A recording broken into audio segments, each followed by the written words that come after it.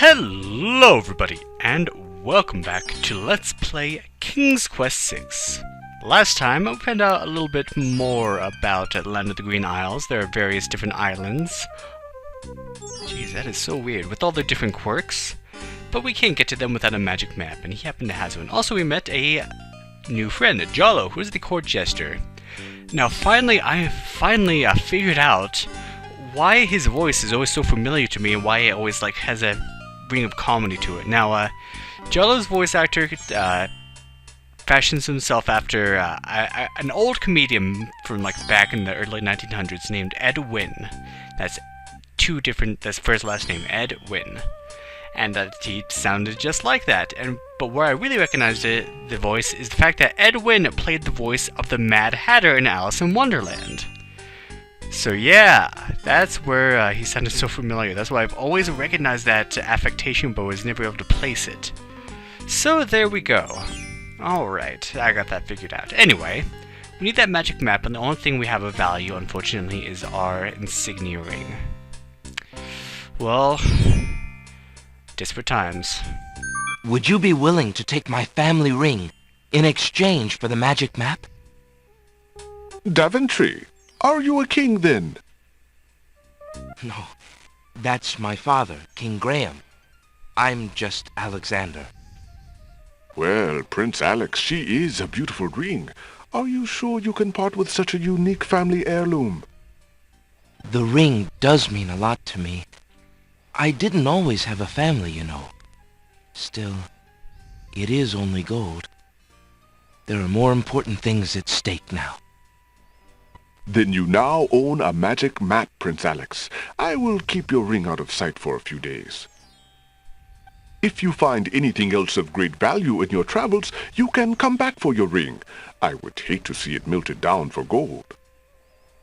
Ah, and a warning about the map. It will only operate when you are out in the open and within sight of the sea.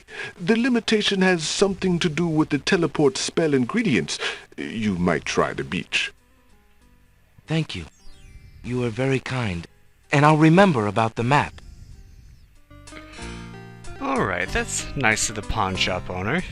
Suddenly, the old man in the concealing cloak sneaks past Alexander, and with a sneaky dart of his hand, steals a mint from the candy jar. The old man stuffs the mint into his mouth and wobbles unsteadily out of the pawn shop. Oh, jeez. He doesn't look very, steady on his feet. Master! I followed Prince Alexander as you wished. From the pawn shop owner, he just abstained, just reprieved. He just got a magic map. You fool! You've been eating those mints again! I ordered you to stop that! Yes, Master. Now, what is this about a magic map? With the map, Prince Alexander can travel anywhere as quickly as I can. I thought I took care of the only means of travel. By my scimitar, I can't have him stirring things up now. Get a hold of yourself and listen carefully, Shamir. Go to the other islands and tell them... Oh.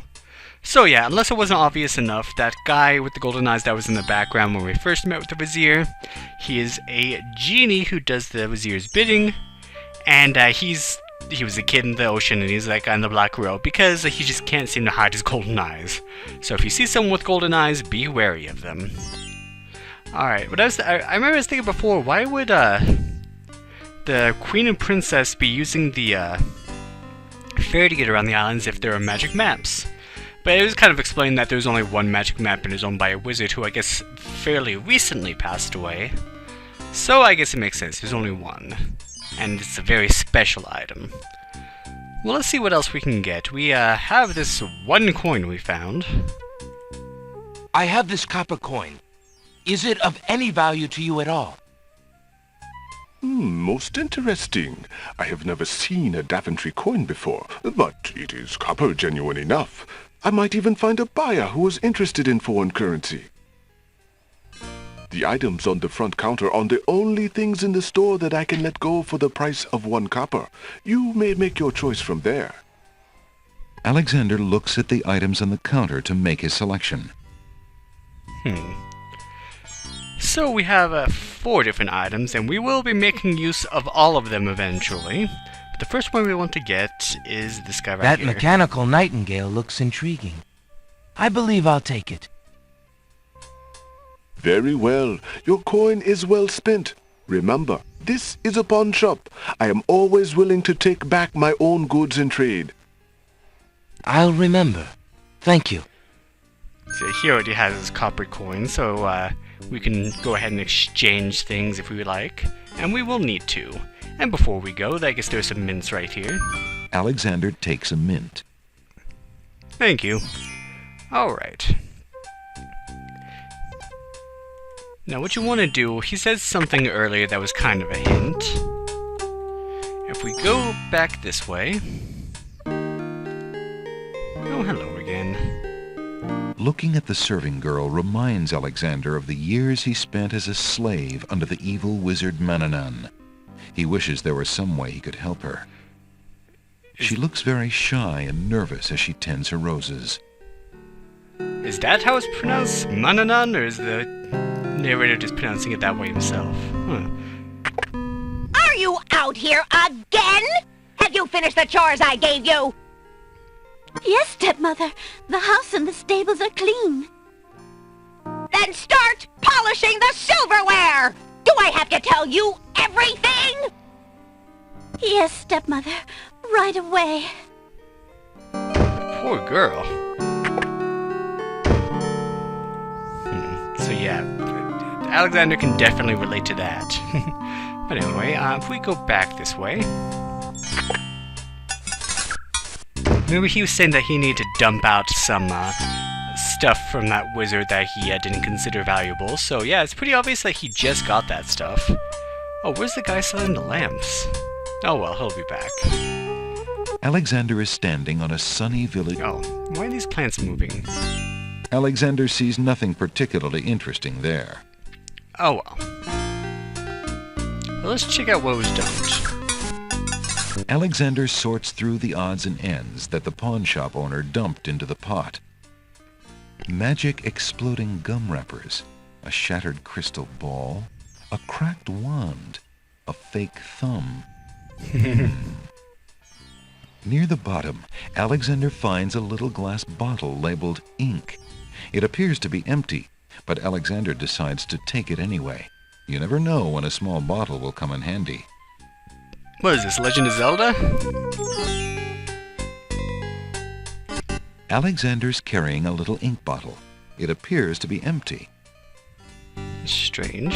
Alexander shakes the bottle and imagines he hears a faint swishing sound, but decides he is mistaken. So, the swishing sound as if there's something inside, but we can't see anything.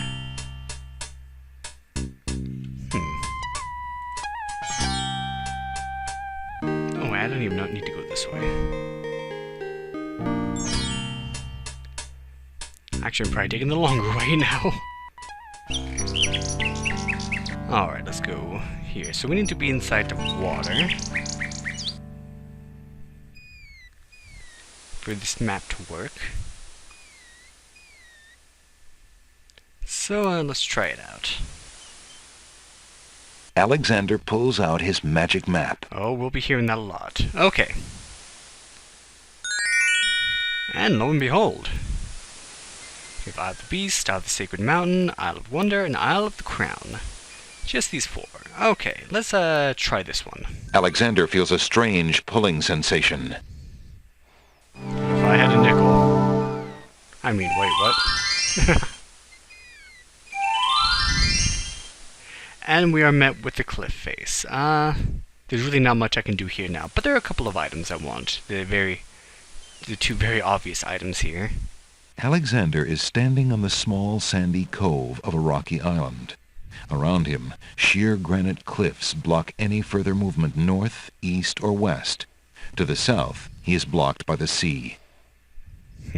Okay. Wait, what is here? There's an ugly flower growing near the base of the cliff. Let's grab it. Alexander picks the flower and is startled by its hideously strong skunk-like odor. For a moment, he can smell nothing else. Ugh. All right.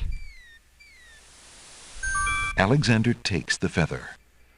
Okay, that was a feather. I didn't look at it, but there we go. And that's about it. Alexander pulls out his magic map.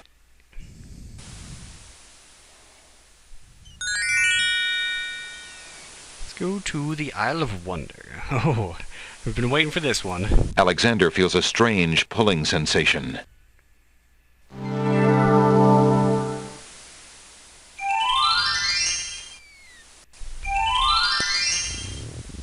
I'm gonna save my game here. And let's take a look around. Alexander is standing on a rocky beach. To the north is dense tropical vegetation. Near the shore are a dozen or so oyster beds. Yeah, get ready for the puns, folks. Oyster beds. What's that? A string of letters floats in the water. The letters spell out, "Where are you going?" Alexander's heard of alphabet soup, but this is ridiculous. So we need to wait till it kind of gets close. Alexander wades into the sea to get the strange object in the water. Hopefully it's not too... The ocean currents tug at Alexander's legs. That object is just a bit out of reach. Ah. So wait till it floats a little bit closer, I guess. Yeah, you don't want to go any further because you'll drown, like you did before.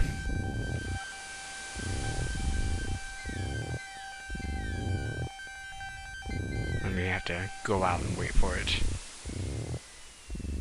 Let's wait a little bit longer. Come on, letters. You can do it. Go a little bit closer.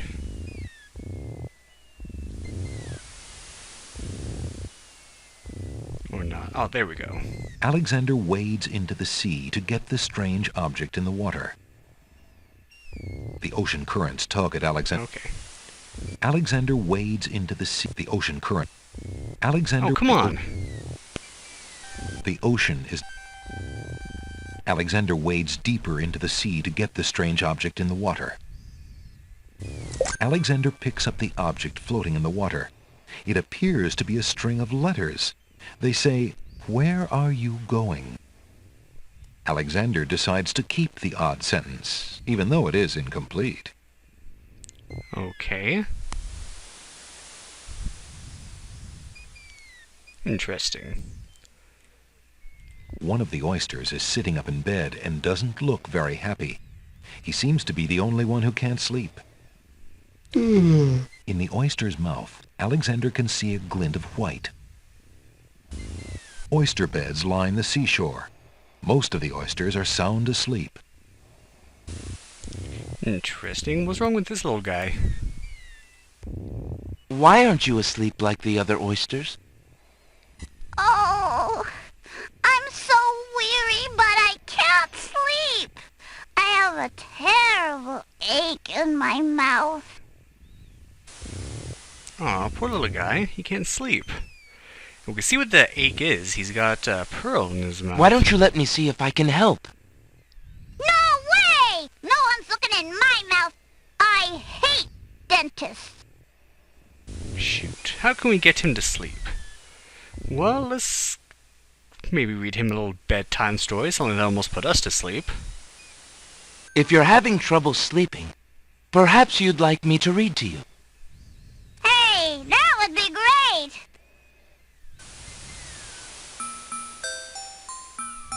Two dulcimers raised to the degree of 40 half-dulcimers, divided into equal parts by the third of a cackle of grouse geese, put over the result for of it. 10 fine mackles, albeit small fine mackles, stretched over the total of 53 1/8 bottles of wild beast lard. Grab it. Alexander makes a grab for the pearl.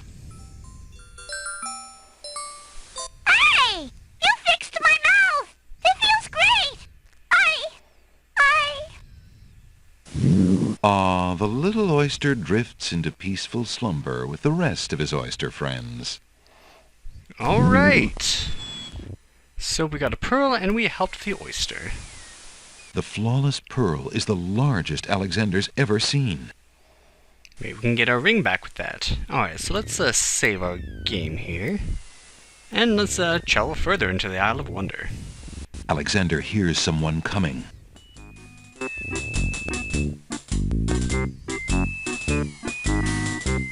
Hello? 5 fierce guards of the isle we be. Watch for a foreign man, said he, with ears and nose, tongue, hands, and eyes.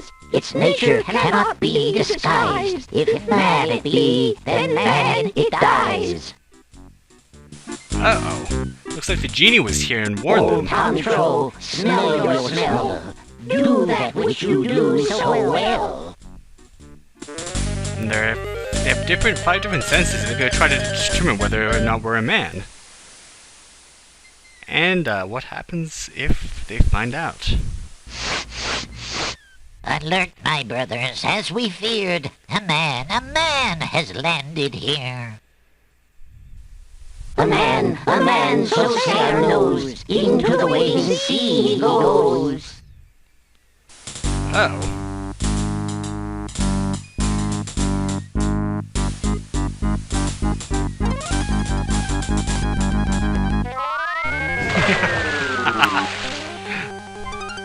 The gnomes toss Alexander too far out into the sea for him to get his footing. The currents drag him under.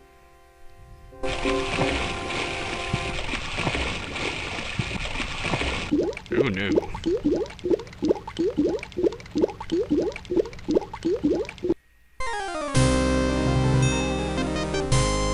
Tickets up. Next. Guess those gnomes couldn't reach a consensus. So how do we trick them?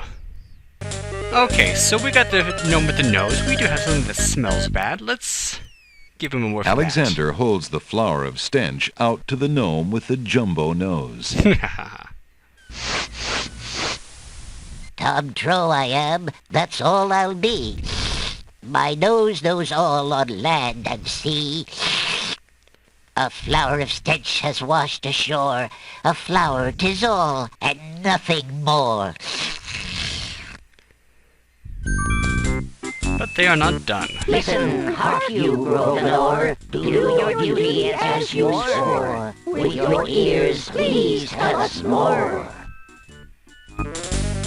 Uh-oh. Well, we do have a wind-up nightingale. I forgot to show that off, but if you Alexander play that. winds the tin nightingale and plays it for the gnome with the monumental ears.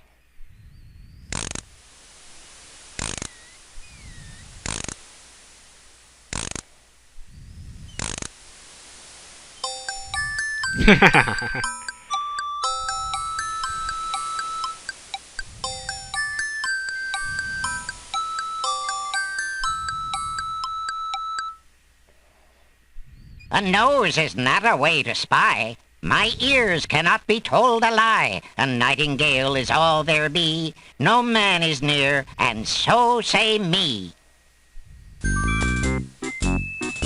Taste, Grump, that we might know whether friend or whether foe. Oh, and now comes the tongue, and we do not want to be touched by that tongue, so let's put a mint there. Alexander holds the mint out for the gnome with the gigantic mouth. Grump knows a tasty treat. It matters not what others bleat. No danger is this one so sweet. Trilly dilly, use your hands. Is it beast or is it man? Okay, so that's kind of a hint that wouldn't say, is it beast or is it man? The one thing that we do have that belongs to a beast is a rabbit's foot. So let's see if he can't touch that instead. Alexander holds the rabbit foot out for the gnome with the huge hands. Be all you mad? What aileth thee? A bunny can't trill merrily. A hare does not at all taste sweet. A rabbit here is all we greet.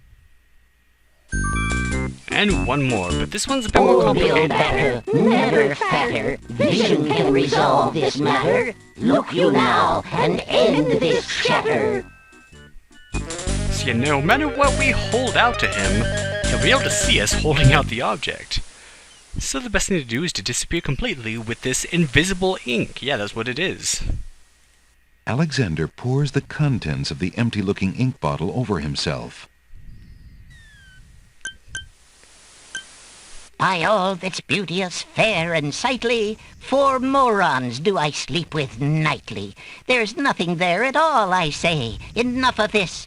Let's now away.